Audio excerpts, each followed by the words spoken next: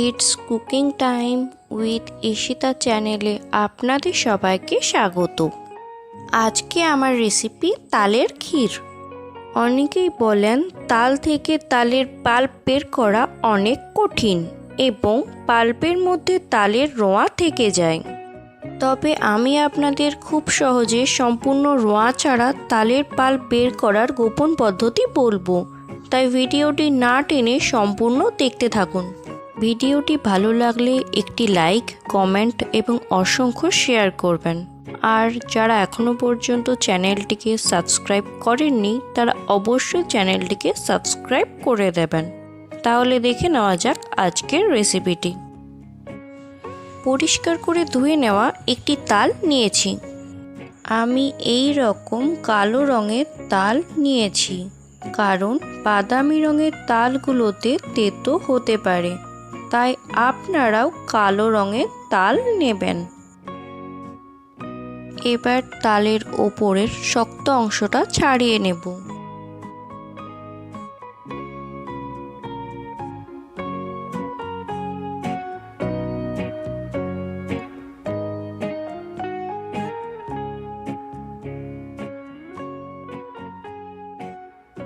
এবার তাল থেকে খোসা ছাড়িয়ে নেব। তালটা বেশ পাকা, তাই খোসা ছাড়াতে সুবিধে হচ্ছে। আর তাল না পাকলে খোসা জোর করে ছাড়াতে হবে।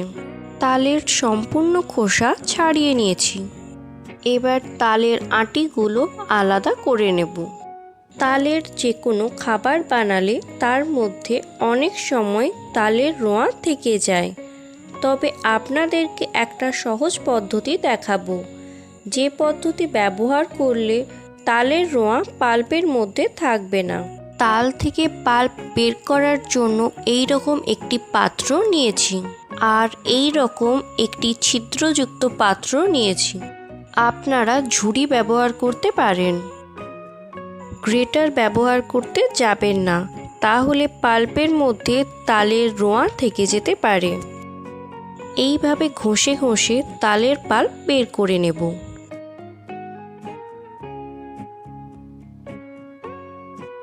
আর এইভাবে তালের পাল্প বের করলে পাল্পের মধ্যে তালের রোঁয়া থাকে না।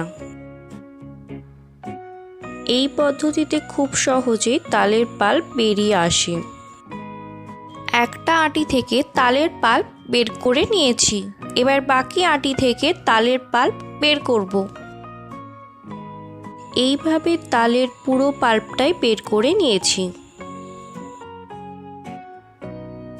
তালের ক্ষীর বানানোর জন্য কড়াইতে নিলাম 1 কাপ দুধ,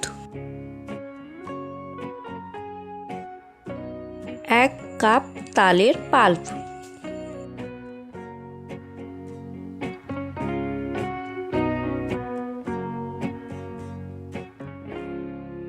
হাফ কাপ কুড়ে নেওয়া নারকেল,